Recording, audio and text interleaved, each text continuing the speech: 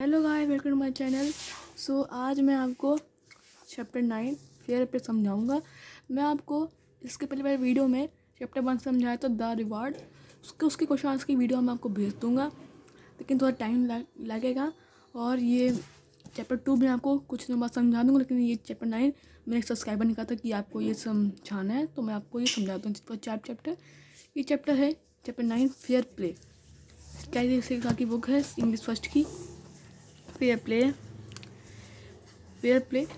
ये एक दो दोस्तों की कहानी है जो कि मुनीश प्रेमचंद ने लिखी है। वो भी ट्रांसलेट की गई ये एक हिंदी के राइटर हैं, उनकी ये स्टोरी ट्रांसलेट की गई है। Warm up. A true friend is someone who is always there during the joys and sorrows.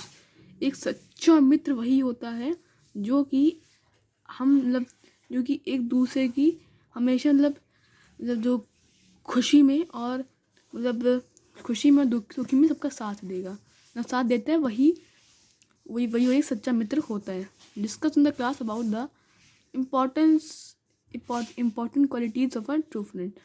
आप एक डिस्कस कीजिए क्लास में कि जो एक इम्पॉर्टेंट जो एक सच्चे दोस्त की जो इम्पोर्टेंट जो महत्वपूर्ण क्वालिटीज़ होती हैं वो क्या होती हैं, आप क्लास में डिस्कस कीजिए।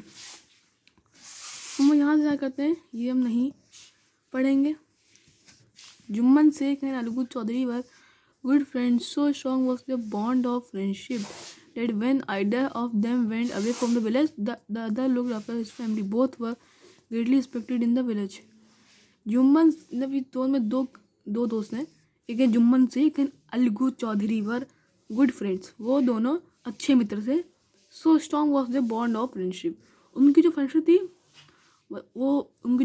थी वो ज़्यादा स्ट्रॉन्ग थी, ताकतवर थी। Friendship that when either of them went away from the village, जब कोई उनमें से कोई अगर एक भी विलेज से बाहर जाता है कि कहीं काम से जाता है, the other looked after his family, तो उनका दूसरा मित्र उसकी फैमिली की देखभाल करता है, उनकी तरफ देखता है, देखभाल वही।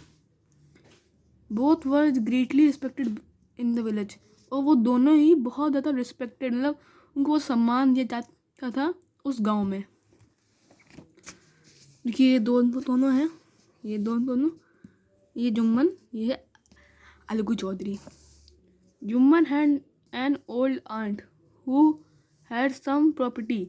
जुम्मन की पुरानी चाची थी जिनके पास कुछ प्रॉपर्टी खेत बार था।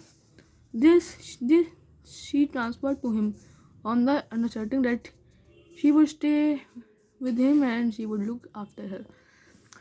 और उन्होंने सारी जो प्रॉपर्टी थी वो जुम्मन के नाम कर दी थी, वो भी इस वजह से, अंडरस्टैंडिंग से, कि वो उनको अपने पास उनकी वो देखभाल करेगा जब तक वो उनके पास है। The arrangement worked well for a couple of years, then the situation change. और जो वो अरेंजमेंट थी बस कुछ साल में उतर रही, उसके बाद फिर सिचुएशन चेंज हो गई। How does the situation change, यहाँ क्वेश्चन पूछ रहे हैं कि how does the situation change, क्या कैसे सिचुएशन चेंज हुई। Jumman and his family were tired of the old relative. Jumman और उसकी जो परिवार था वो बहुत ऊब गया था अपनी पुरानी रिलेटिव से। Jumman became as indifferent to her as his wife. और जो जुम्मन था वो इनडिफरेंट अपने बहुत ज़्यादा इनडिफरेंट हो गया था। इसकी मीनिंग दी गई होगी इनडिफरेंट की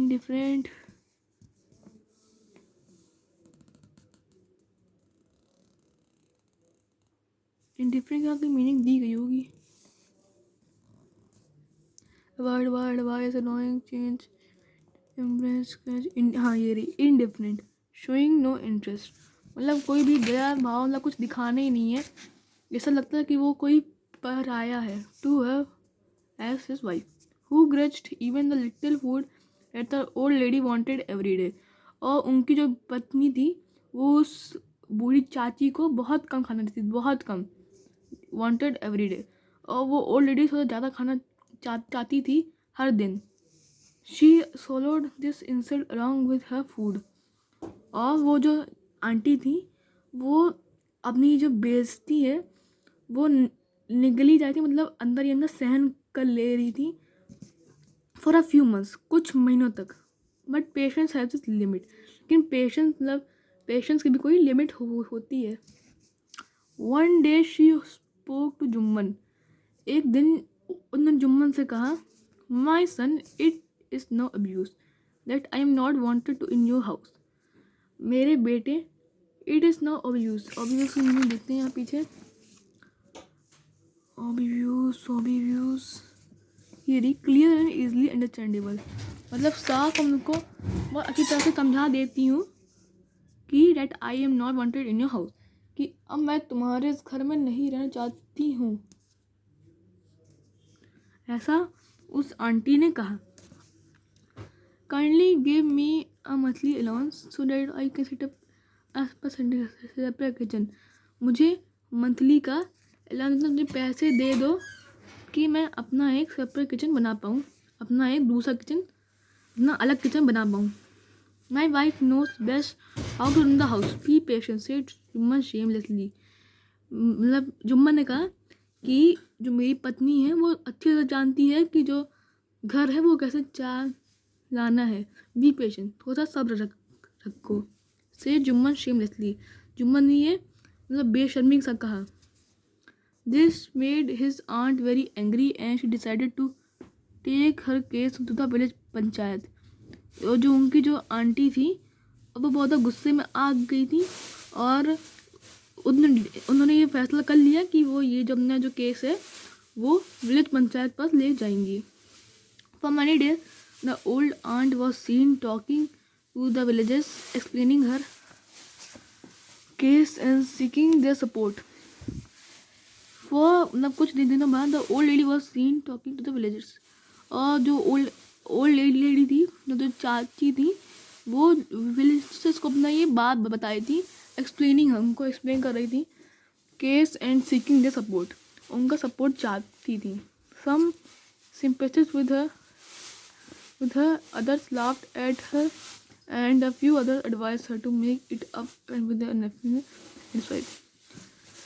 कुछ लोग जो थे वो उनके ऊपर दया दिखाए थे और कुछ लोग जो थे वो उनके ऊपर हंस रहे थे और कुछ लोग जो थे वो एडवाइस दे रहे थे कि उनके साथ ही एडजस्ट कर लो अपने बेटे और उसकी वाइफ के साथ.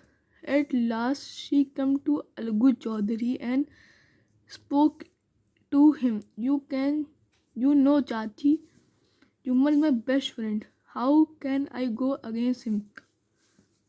मतलब अब वो जो चाची थी वो अलगू के पास गई और उससे कहा, यू मतलब फिर अलगू ने कहा, यू नो चाची, जुम्मन मेरा बेस्ट फ्रेंड. चाची आपको पता है कि जुम्मन मेरा सबसे अच्छा मित्र है. How can I go against him, मैं उसके अगेंस्ट कैसे जा सकता हूँ. Alagu said, but is it right my son to keep mum and not say what you consider just and fair. लेकिन बेटे क्या ये सही है टू कीप मम, मतलब अपनी चाची को रखना, and not say what you consider just and fair. Pleaded the old lady. Come to the panchayat and speak the truth, she said. Algu didn't reply but her words kept ringing in his ears. Algu ने कुछ नहीं कहा. मतलब old lady मतलब कम old चाची ने कहा, come to the panchayat, panchayat में आओ, एंड स्पीक द ट्रुथ, और सच बोलो. शी सेड, उन्होंने कहा. Algu didn't reply but her words kept ringing in his years. She said, Algu ने कुछ रिप्लाई नहीं किया लेकिन उसके जो उस चाची के जो वर्ड्स थे उनके कान में रिंग कर रहे थे. The panchayat was held the same evening under an old बैंगन ट्री. पंचायत वहीं पे शाम को उसी ओल्ड बैंगन ट्री, उस पुराने बरगद के पेड़ के पास हुई. Jumman stood up and said, the voice of the panch is the voice of the god. Jumman ने कहा, the voice of the panch is voice of the god. जो पंच की जो आवाज़ होती है वो भगवान के समान होती है। Let my aunt dominate the head panch. मेरी जो चाची हैं वो कोई भी अपना हेड पंच ले सकती हैं। I will abide by decision. मैं उसके डिसीजन से संतुष्ट रहूँगा। तो यहाँ से मैं आपको अगले पार्ट में बताऊँगा। ये पार्ट 1 था यहाँ से चैप्टर 9 का। इसके बाद मैं आपको कल बता दूँगा द पंच से। तो मिलते हैं नेक्स्ट वीडियो में, तब तक के लिए बाय।